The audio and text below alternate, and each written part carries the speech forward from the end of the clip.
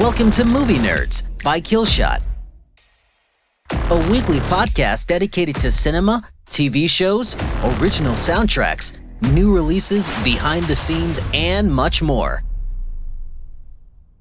Tune in every Monday, 6 p.m. Greenwich Mean Time, for new episodes and even see behind the scenes of our podcast. Follow us on social media at Movie Nerds 47 on Twitter. Leave a comment down below if you have any questions you want us to answer on our next podcast. Oh, and while you're at it, feel free to leave a like and subscribe to our YouTube channel. It'll help us out a lot. Thank you very much, and see you next week.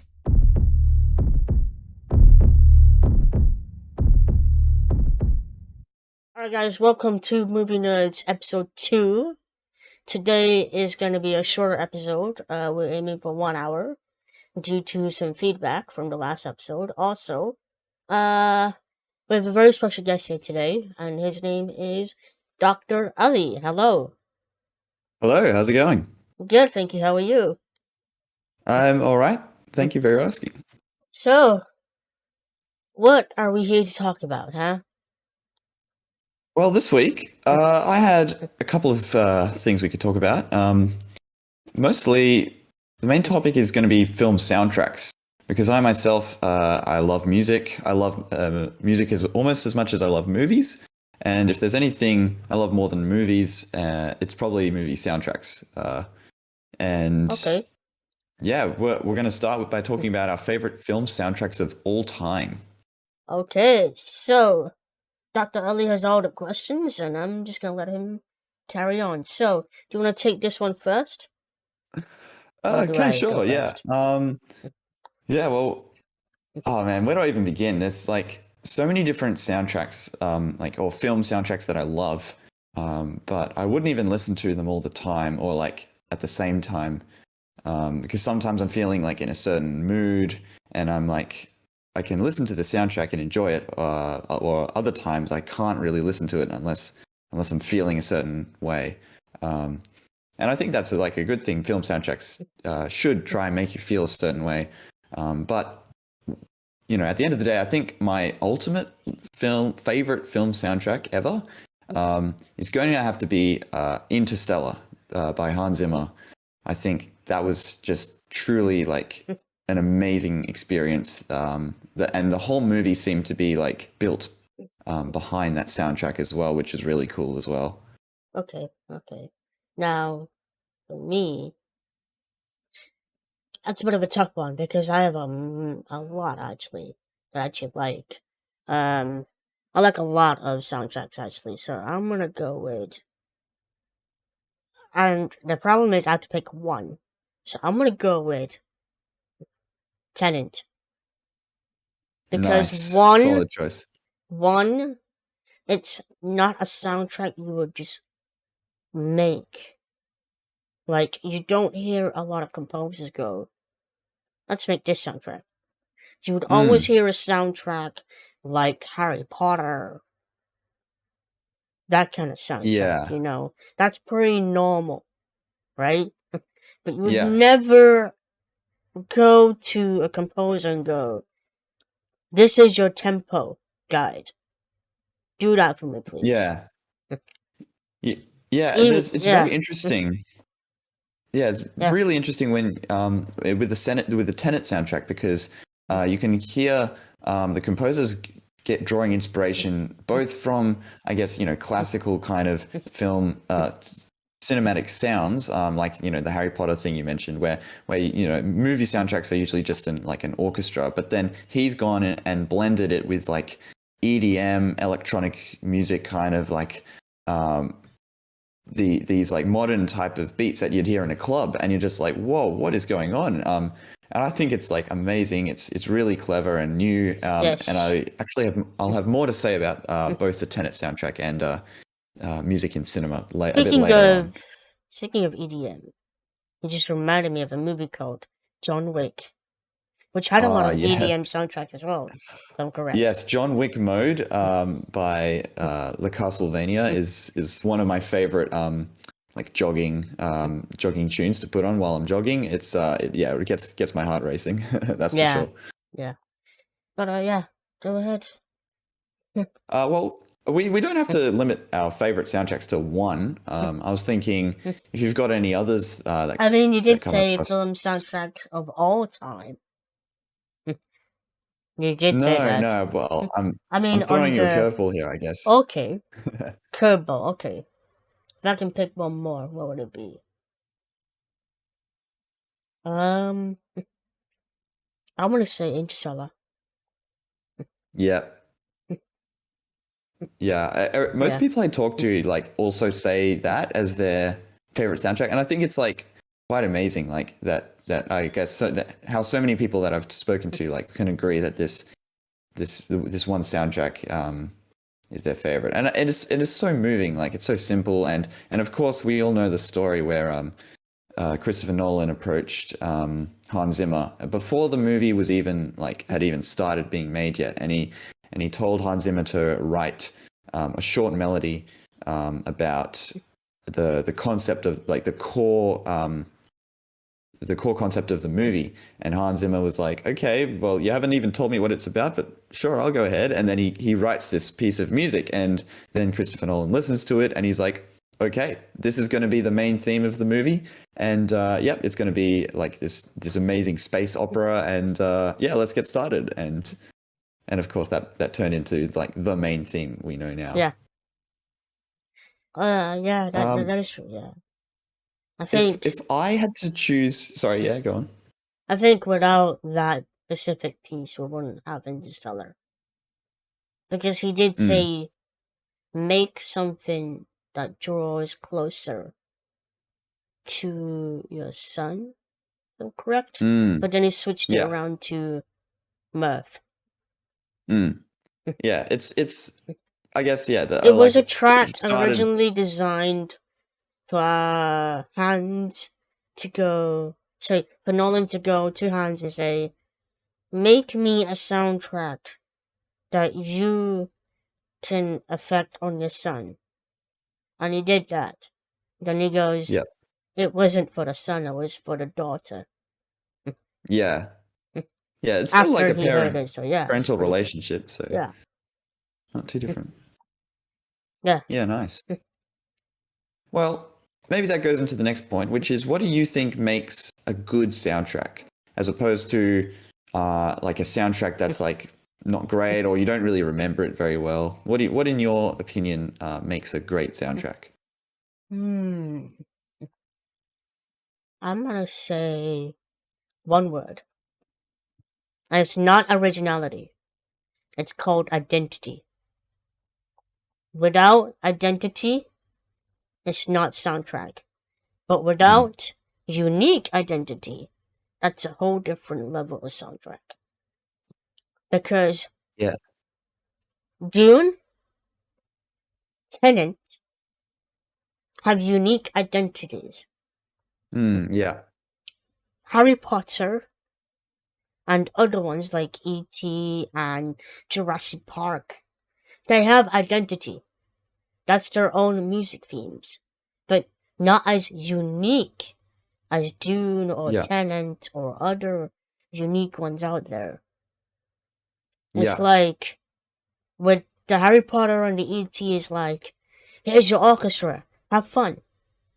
But now with Tenet and Dune, it's like you're building sounds from scratch, including Black Panther as well. Some of the sounds they made was actually from scratch and from people. Yeah.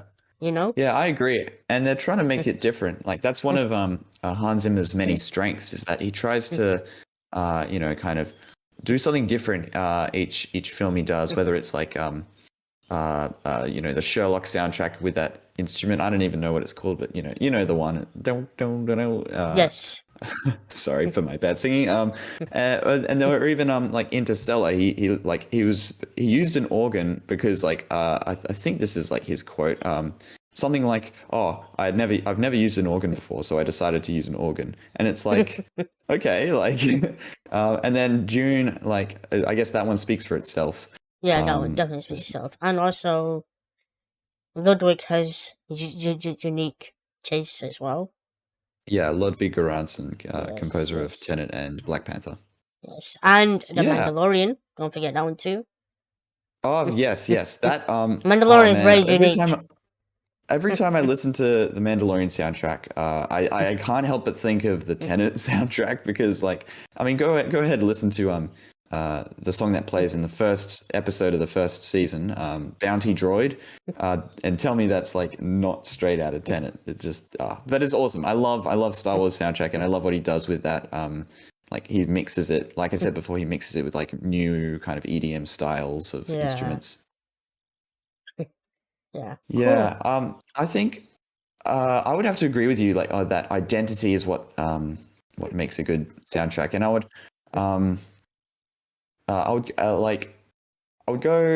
say that a soundtrack is great when it kind of like enhances the movie, the visuals that you see on screen, and is also enhanced by the visuals on screen. So it's kind of this complementary relationship where you've got the sights, the visual kind of aspect of the film coming at you, and then you've got the music, the sound aspect coming at you, and both of them make each other better.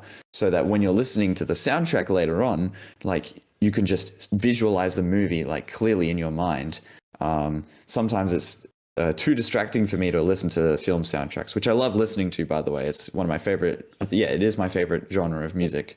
But sometimes it's like I just sit back and I'm just watching the movie now. Like, but just by listening to the soundtrack, I'm just picturing everything that's happening, and it can be distracting, but it's also like a very like an indicator of a very good, well-made soundtrack. Yes, I agree. Maybe this wires rather than catching the lens, Nice. But yeah. Well, do we want to talk about what our favorite Hollywood composers are? We've mentioned a few names already, like Hans Zimmer. That's a difficult one for me because I literally have a Spotify full of them. Actually, well, I have a question for you now. Okay, yeah. How many liked songs do you have on Spotify? See, it's hard for me because I only started using Spotify last year, and right now, like I'm not currently subscribed. So you didn't actually like any songs, or? No. I have iTunes. I mean, I used to have iTunes. I don't really use it anymore, but like I got a collection of like my favorite composers. I wouldn't be able to tell you how many times I've played them because it's not Unfortunately, Spotify. We don't have that, no. But I can tell you straight off the bat that Michael Giacchino is one of my favorite composers just for general movies, and that guy is known for like so many different movies, but in particular his soundtrack for The Incredibles is the one that really makes him stand out in my mind. Like that soundtrack is just so action-packed. It's iconic. You know, the main theme everyone knows, and it's just like it's all like live recorded, and it's amazing. Yeah. I have 7,668 tracks liked on Spotify. All right. I don't know. I'm very bad with math, so 7,668. I think that's 7,800. I don't know. Oh my goodness, yeah. Yeah, 7,668. Yeah. That's a lot. 7,668. There we go. Yeah, wow. I think that's the math right there. Yeah. Yeah, so composers, favorite composer. Let me bring up my Spotify, because then I can tell you better. Do you want to go first? Yep, sure. I've already mentioned Michael Giacchino, and before I move on, I just want to quickly I've looked up some of the movie soundtracks he's done, and just warning, there is a lot. This guy is like, yeah, he's pretty much been in like every major franchise by now. So yeah, I'll just read them out in no particular order. So we've got Spider-Man, like the new Spider-Man movies. He's actually done the new Batman movie. Which I haven't seen yet, but I've got high hopes for. He did Up, the Pixar film, and he's done a lot of Pixar films like The Incredibles, Ratatouille, Inside Out, Coco, other movies he's done, Rogue One, the Star Wars one. In fact, I think there's an interesting story about that where he apparently got like swapped in from another composer, and he had only a few weeks to write the soundtrack, or something crazy like that. I don't know the details though. So Hollywood swapping artists is very common, I think. Yeah. He did I think like Dawn of the Planet of the Apes, and he's done the Star Trek, like the 2009 one, and he's done quite a few of the Mission Impossible ones, and also Jurassic World. So like, yeah, he really like has made his way around Hollywood. I'll quickly mention a few more before passing the mic to you. So we have here Harry Gregson Williams, quite possibly definitely one of my favorite soundtracks, but quite possibly like at one point he was definitely my favorite. He's made a lot of like DreamWorks stuff. He did Shrek and Chicken Run. I don't know if you've seen that. Flushed Away. He did The Martian, directed by Ridley Scott. He's done Chronicles of Narnia, which is one of my favorite childhood soundtracks in a movie. Yeah, it's incredible, and like he often teams up with John Powell, another extremely talented composer, and together they've made some legendary soundtracks. Like I'm sure you've heard of How to Train Your Dragon. Never watched extremely popular. It's got a really good score, like really good soundtrack.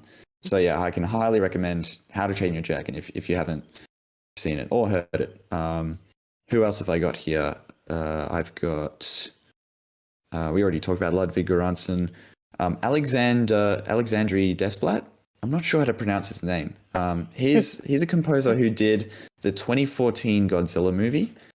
Okay. Which I think like has a fantastic score, like really like conveys the kind of horror of Godzilla, but in a good way, like in a way that's like feels kind of exciting and terrifying at the same time. He's done this is some other movies he's done. The Grand Budapest Hotel, fantastic, Mr. Fox. He did one like a Harry Potter soundtrack, The Imitation Game, The King's Speech, I think. Yeah, and so he's done like, I guess he specializes more in dramas and those sort of movies, but still like very, very talented composer. And one more I want to talk about. Okay, Thomas Newman. Which ones did he do again? Thomas Newman composed 1917, that's right, and Skyfall, American Beauty, which apparently won a few awards. Yeah, Wall-E. So he's done some Pixar stuff too, but yeah, he's pretty good. Yeah, and good for listening to on different occasions, I guess. Yeah, so all of those set composers, I really love their soundtracks and love listening to them. Yeah. So, for me, I'm gonna start off with number 1, Ludwig Göransson. I'm gonna butcher a lot of names, so. Oh, okay. Why did that just happen? For some reason it just started to show up the messages, which you don't want to do. Oops. Okay. So first one is Ludwig Göransson. Second is gonna be Hans Zimmer. 3 is choice. the composer of Game of Thrones. Oh yeah. Raman. I'm up to 3. Yep. So 4. I'm gonna put Raman on the 4. And number 3, I'm gonna put an Indian composer. Okay. And I wish I could pronounce the name properly. I'm sorry, dude, but his name is Gabran. What soundtracks has he made? He's made a movie which I actually like so much. It's called let's get the album up now. Go. The album? Soho, which is an Indian movie, by the way. So, S was that Soul? A-A-H-O. Soho. Ah, Soho. Okay, Yeah, cool. it's a Bollywood movie, basically. It has a little... The soundtrack is, I would say, unique. I haven't heard a soundtrack like that before in Bollywood history. And he's really raised the bar for me for that one. Now, Nice. number 5, composer. Well, this is a tough one, so I don't know which one. I literally have too many composers on my Spotify. Hilder. The one that composed Joker and Chernobyl. Oh, yeah. Yeah. Yes. And I wish I could add another 6, but I'm going to anyway. The people who scored Cyberpunk 2077, the video game. Okay, cool. And that's it. Do they do... Oh, yeah, nice. Those are my 6 right there. Yeah, But, nice. Well, if I had to... I mean, I know I've already had my go, but if I could just mention one more composer, because I've just thought of them. Brian Tyler, a fantastic composer who's made one of my favorite soundtracks, Now You See Me, which... the magic movie. Yeah, it's the magic heist movie. It's a fantastic movie. Like, if you haven't seen it, go see it now. It's really fun. But more importantly, the soundtrack kind of is also a lot of fun to listen to. It's like this great like orchestral, but it's also kind of jazzy, and also it's just really kind of like generic funny heist music, but it's done really well, and the main theme is just glorious. I love listening to that one. Brian Tyler has also composed Iron Man 3. He's done a lot of the Fast and Furious films, apparently, and yeah, he's done some other things, but like that, the main thing I love him for is Now You See Me. Yeah. Okay, well, if you're happy now, we can move on to the next point I've got here, which is basically a discussion of the history of cinematic music. So, before we go into that topic, I do want to say, 1 second. He just reminded me of a composer. Okay, yeah. Has really, I think it's Hilder, who did Sicario 2. Correct me if I'm wrong, please. Sicario is hold on, I can look it up. Isn't that Hilder? To the soundtrack is... Who did the soundtrack?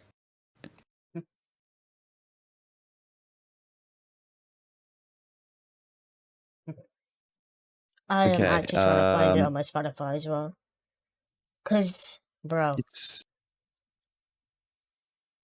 I haven't seen that movie. I want to, but I'm just gonna say this right now.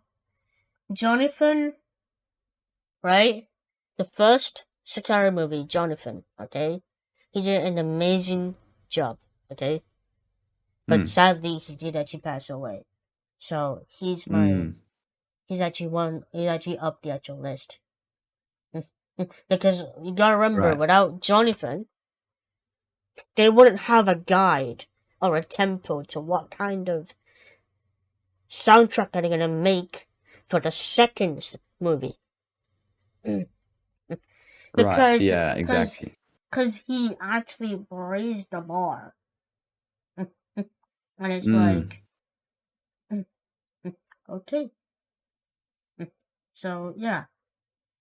I'm actually not going to Google. I'm actually on my phone right now. It looks like Hilda did compose for that movie. Yes, she did. Yeah. Because that's how I found her through, by the way. Right, yeah. I never... And then we got the news from her doing Joker, I was like, oh shit. Oh shit, okay. This might be good. And then she did Chernobyl, and I'm like, this is brilliant. This is brilliant. Because she did actually win some awards for Joker. So that obviously proves she has talent, you know? Yeah. Which is excellent because, you know, it's always a good thing to, I guess, be excited with like new talent coming through. So yeah, I'm excited to see what other soundtracks she makes. I do want to throw a question before we go to the question that you posted out. Mm-hmm. Favorite editors? This is hard because normally you don't really notice editing unless it's done like really, really badly. Then you notice it a lot. Or if conversely, if it's done really well, then or differently, then you're like, okay, that's pretty interesting. And I feel like editors don't get enough credit as they should do. Yeah, that's true. You watch a movie and that's it. You see credits and you go. Yeah. I literally stay for every frame. Cause I feel that's like wrong, but like I know people have jobs and they know to have places to go. Yeah, someone's put their whole soul and, you know. Yes, being a movie editor is so time consuming. I've legit edited 2 movies. I know how it feels. Because you're doing day shifts, night shifts, and it's like you're literally trimming movies. You're literally trimming a clip, adding the aspect ratio, joining it together with the other clips, and you're playing it over and over again to hear any mistakes, audio mistakes, visual mistakes, and all that stuff. It's a really challenging work, in my opinion. Yeah. Who's your favorite editor? I'm just gonna throw some names out right now. Lee Smith. He did 1917. Oh, okay, yeah. He did X-Men Dark Phoenix. I'm correct. He did a lot of Christopher Nolan edits, by the way. Okay, yeah. I think Dark Knight Rises, if I'm correct. Yeah. Probably Inception, but you might want to check on that on Google. Yeah, a Christopher Nolan movie is always a challenging movie to edit for. The editor of A Marriage Story, who ends up being the editor of Tenet. Jennifer Lame. Thank you. I know the first name, but I didn't know the second name. But yeah, that one, and third one, I would have to go with the editor of. I'm gonna think on the third one, but I'm gonna pass it over to you while I do that. Yeah, I'll be honest, I don't know as many editors, Hollywood editors as you. However, there are some movies which I can think of, which I did think, that has very good editing, or very distinct editing, I should say, because a lot of movies have good editing, but editor of Blade Runner 2047. I'm just looking up behind my movie collection. The editor of Blade Runner 2047. I think it's Lee Smith, but I don't know. You might want to have to double check that. It's not the person I was going to say. Well, I guess what I was going to say is I'm not sure if it counts as an editor. But Edgar Wright, he's a director. But the movies he does, they're edited in a certain way, and I don't know how much he's involved with the editing process. But what movie did he do? He's done a few. He's done The World's End. He's done Shaun of the Dead. Baby Driver. Yes, that's right. Yeah. Yeah, got you. And Baby Driver is actually a great example because that is synced up with the music, and so the entire movie is edited to the soundtrack, and very relevant for what we've been talking about. I guess I don't know why we didn't talk about it. Well, I guess Baby Driver has like a more kind of a soundtrack that comprises of different songs like that already exist, whereas what we've been talking about is more like a score where a composer makes an original piece of music for a movie. But yeah, Baby Driver is a fantastic example for like oh man, the whole all of the editing, like the police sirens are like synced with the music. The one track Hocus Pocus during the foot chase scene is one of my favorites, and I listen to that song a lot, especially when running. And like even the gunshots in one scene sync up to the music, and it's crazy. It's like, but yeah, it's one of the great movies that probably like like every editor's dream, I guess. Yeah. Well, let's go for your question then, shall we? All right. So yeah, so I'm going to talk about the history of cinematic music, and I had the pleasure of studying this last year. So cool. I am kind of knowledgeable, but also like I am aware of that there's a lot I still don't know about, and there's probably a lot I've forgotten since I studied it. But yeah, so I'll quickly just go through and really to start this. It goes back to the start of cinema itself. So you've got like black and white silent films. Before there was any kind of audio that you would play or that could be played in like as part of a movie. You'd have to play the music separately. So you'd have often like a piano that kind of like sits in front of the stage, and then you'd like, and yeah, this is like super early. So like, you'd have like text images appear when characters try to say something, so you can read what they're saying. But then you've got this one guy, or maybe it's like a tiny little orchestra, or maybe it's like a couple of instruments at the front, and they're playing this song that kind of will match the theme. So if it's a romantic scene, then they'll play like a romance piece. If it's like a chase scene, then they'll play like high paced energetic music. Then kind of I think 1927 is the start of like the talking picture, or talkies as they're called. Before they were called movies, they were called talkies. And the first 1927, the first talking picture, or considered to be the first one, is The Jazz Singer. And so that was like a big moment in cinema where you no longer need some guy at the front who's playing the piano. You just have the audio like all pre-recorded in, and that it was due to like the progressing technologies of the time.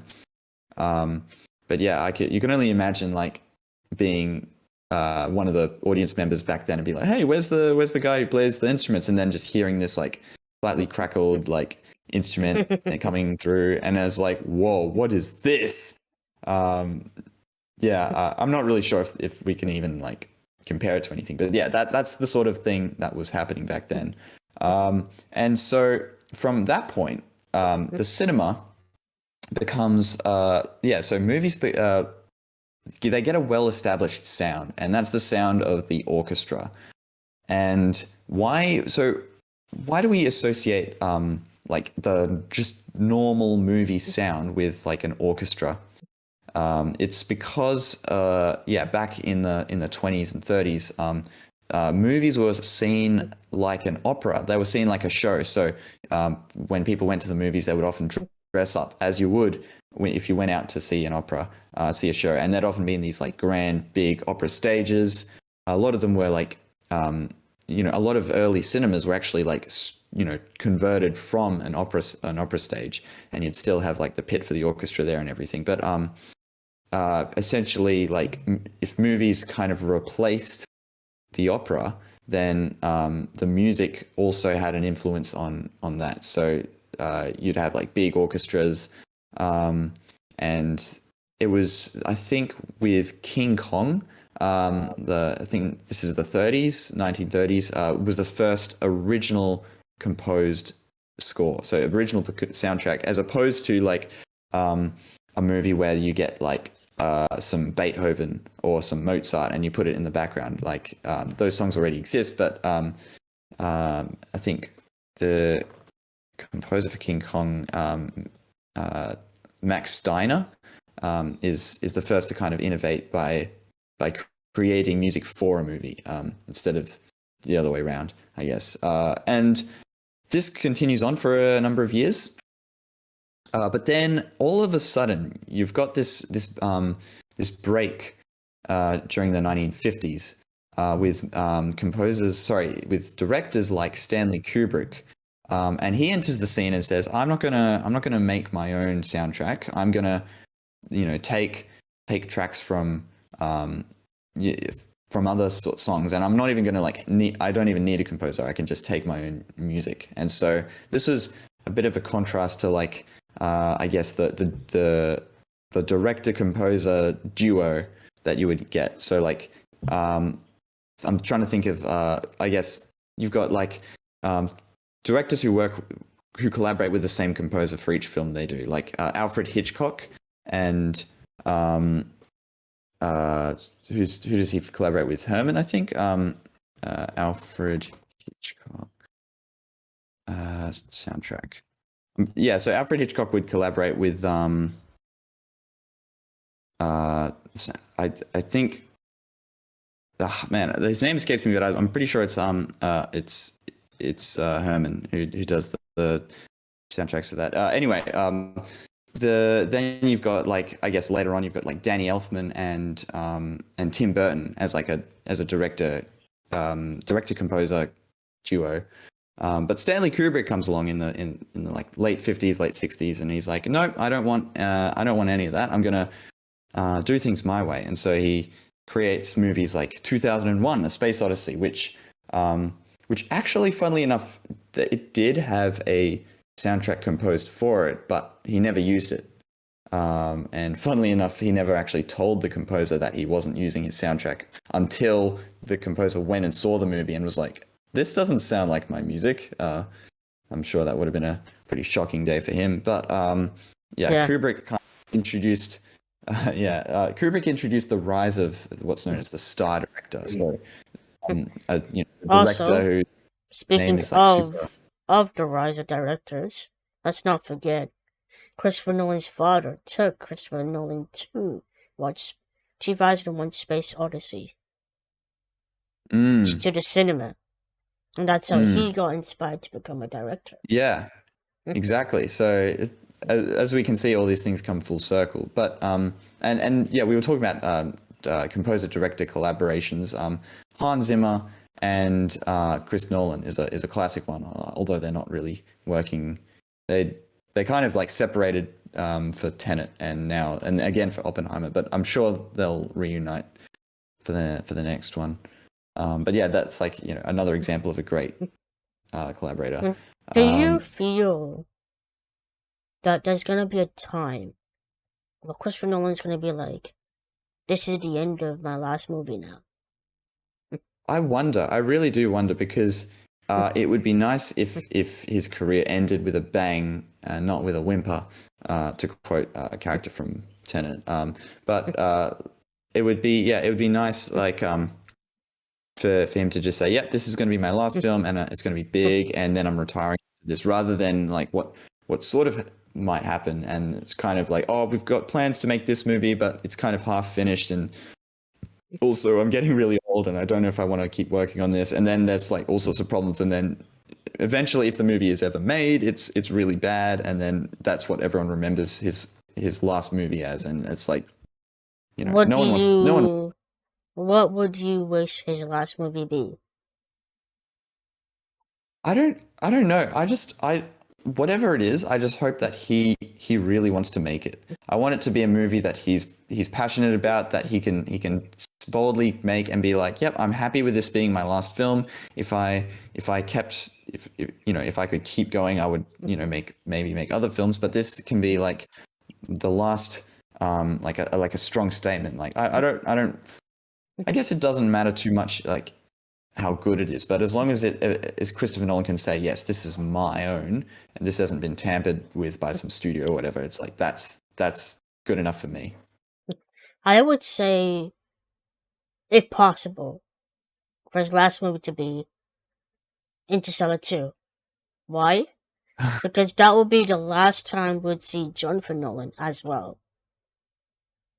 That's true. Yeah, Jonathan Nolan. Wrote Interstellar back in 2008. Yeah, that's 2 different drafts, by the way, of Interstellar out I there.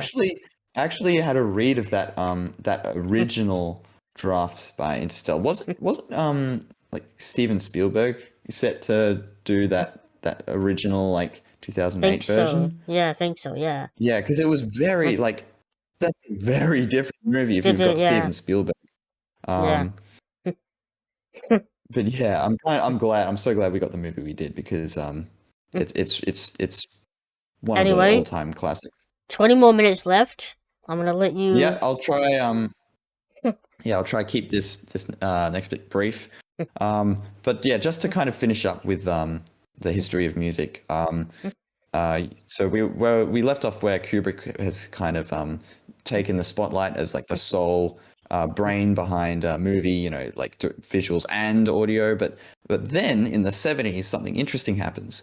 And we literally just spoke about him. Steven Spielberg shows up and his best friend, John Williams. And together they make some incredible soundtracks. You know, starting with Jurassic Jaws. Park. And Indiana Jones. It's like so many, and something that all of these soundtracks have in common is that they all sound like that original like 1920s kind of grand orchestra type, like grand kind of going to the opera type of music. And that's because John Williams is intentionally going back to those old days of early cinema, and even Spielberg, like with his directing style, is a lot more traditional than most of the directors of his time, like you know, Kubrick or whatever. And suddenly like that, John Williams essentially brings back that style of music and reinforces it as like the cinema sound. So if you just go to like choose any movie, like literally any movie that like you know, may or may not have like a good soundtrack, it's chances are it's going to use like that orchestra, that like, you know, movie sound that was so well established by John Williams. Not to say that it is as good as John Williams, because he is like a master at making themes. I had the pleasure of attending a John Williams concert earlier this year to celebrate his 50th birthday. Sorry, not 50th, his 90th birthday. Yeah, he's getting really old now. I was gonna say 50th birthday. That's a bit young. Yeah, no. He actually started his like composing career when he was like 50. So it's like that's really a late stage to start, you know, the thing that you're most well known for. But I guess it's a message like it's never say never. It's never too late to make something amazing. But then so ever since then, I guess that's kind of the established movie sound. And that is the end of that discussion. Okay. I was going to talk about like a more recent soundtrack, which I think is a good example of a composer trying to innovate the sound of you know, like the movie sound, like the cinematic kind of music. And we've already talked about him quite a lot, but it's Ludwig Göransson and the Tenet soundtrack. Because he does use a lot of like I'm not sure what the correct terminology is here, but I'm gonna keep saying EDM type instruments, where like you know, if you listen to 747, there's like big horns, there's big kind of like orchestras going on, but then you've also got this like digital like almost like a trap type beat in the background, and it's like it's really cool to listen to, because you're like, you know, this is sick, but it's like in a grand scale blockbuster, which is awesome. But more notably, however, I want to talk about how Ludwig uses inverted sounds in his soundtrack. So I actually wrote a paper on this last year as well. So there's 4 main kind of themes in the Tenet soundtrack, or leitmotifs, if you want to be fancy, and at some point all of them get kind of like inverted and reversed and mixed around and mixed together, and it's really cool when you're listening out for it. So you've got to start you've got this very, very start of the movie.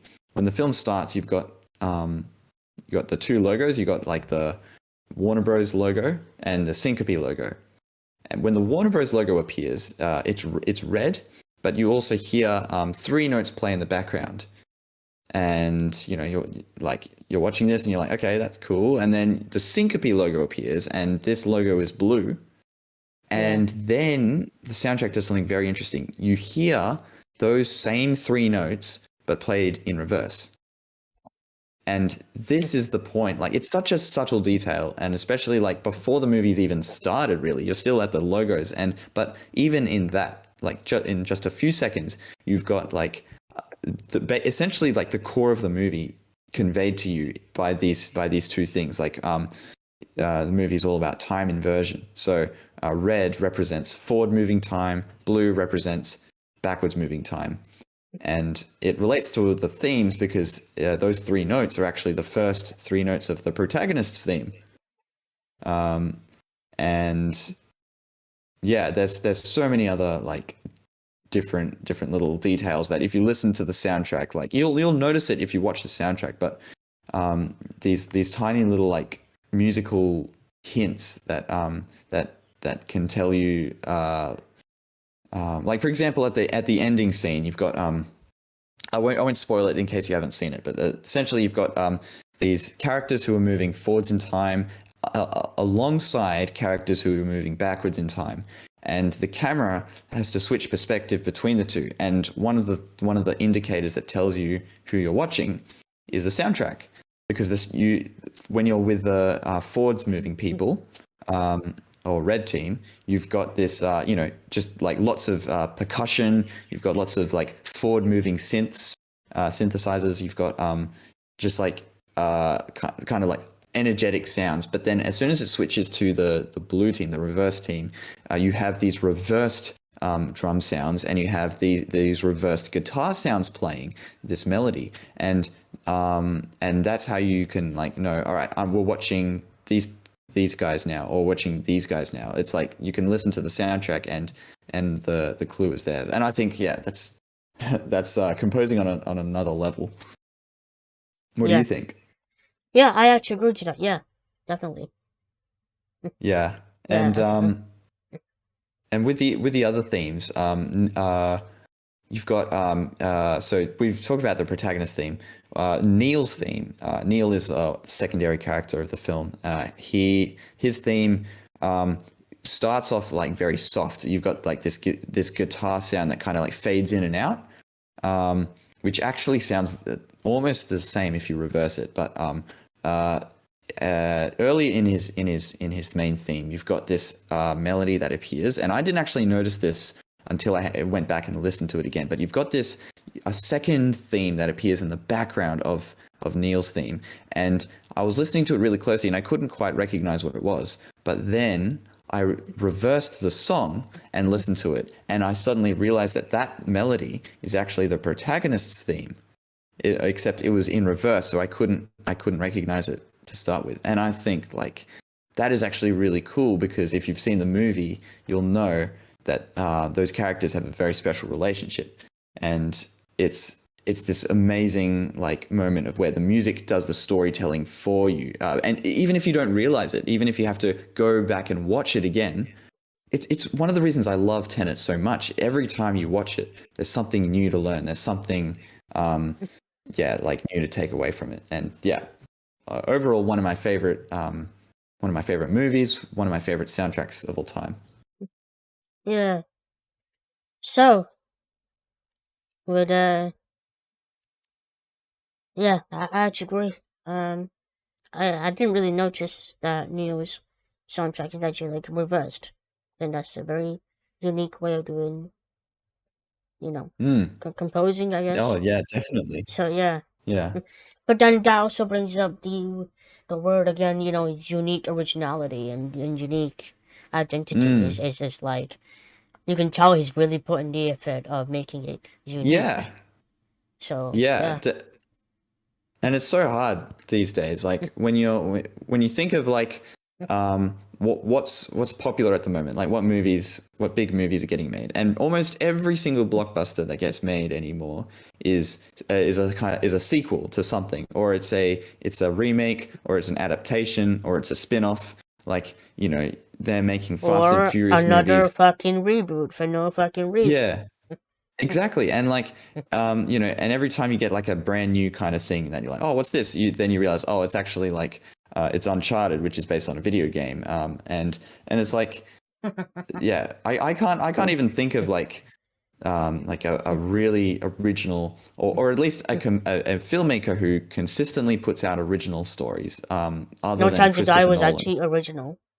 But not Yeah, that No Time to Die was original. original, but it's still, you can see Yeah. that is still a James Bond movie, so it's part of a franchise. Yeah. And so many movies now are like, they have to be part of something, like a franchise. Like, yeah, it's crazy, but Yeah. Speaking I'm always going to be, yeah. Yeah. Go on. Sorry. I'm always going to be more supportive. I was going to say, more Yeah. supportive of original stories over some sequel. I agree. Yeah. I agree. So now, with the remaining 10 minutes, let's talk about EMIT. Yes, or I guess EMIT is how EMIT, I would okay. pronounce it. I'm not sure it's meant to be pronounceable, because it's supposed to be time backwards. So Yes. maybe instead of saying time, you'd say right, or something, or however you say time backwards. Yeah. So this is a really, really exciting new project that I've had the pleasure of being involved with. It's being made by someone called Jay. I got in contact with this person through Discord, and I actually I've already seen. I saw that they were making. I saw on Reddit that they had made a trailer, and they were essentially trying to make a short film inspired by Tenet, and I thought, this is amazing. Like, I actually had plans to make my own short film, but they didn't work out for various reasons. Inspired by Tenet, that is, and so, but seeing people like actually go out and do it, to make a short film inspired by Tenet, I think is like so cool, because I just love the concept of time inversion, and then so Jay reached out to me last year, and was saying essentially that there was need for a soundtrack for this movie, and Jay could have just taken the soundtrack from Tenet, like it just used all the same tracks and everything, and probably could have gotten away with it, but they wanted to, I guess, have like an original composed soundtrack, and so I actually offered. I said, hey, look, I don't know much about music making. I love Tenet, I love soundtracks, but there's this new software I've been learning that's like kind of like a program used to make music. I'm not very good, but I'm happy to help if I can. And so he's like, yep, sure. So ever since then, for the last few months, I've been working on the soundtrack for EMIT, and it is very, very close to completion. So hopefully soon, maybe I can't say how long it might take, but hopefully soon you'll be able to watch the short film for yourself, and listen to the soundtrack, which is very much inspired by Tenet, inspired by Ludwig Göransson, and all that good stuff. And so yeah, that's the cool. So if you guys want to watch the movie, or let's say have opportunities like this, join our Discord server, which is obviously in the link in the description. And we also will be adding links in the description for Dr. Ali if you want to follow him on his actual journey. And yeah, is there anything else you want to say? not really. That's the end of my main talking points. Alright, so I'm gonna end it now with a little sneak peek of the soundtrack. So I'm gonna end the episode, and I wanna say my goodbyes. Thank you for watching, and yeah, thank you. Hope you enjoy the soundtrack. Yeah, Thank you, Dr. Ali, for providing us with a soundtrack, and thank you for Jay. inviting me. You're welcome. Thank you for Jay for giving us permission as well to play the actual soundtrack, even though it's actually nearly complete. But yeah, thank you. And I'll see you guys next week with a very special guest. Actually, this special guest has worked with legends in the voice acting community, like Mark Hamill and other great names. So yeah, next week's episode is gonna be super lit. So yeah, see you guys next week, 6 p.m. UK, as always every Monday. And yeah, I'm gonna leave you with this soundtrack. Bye bye.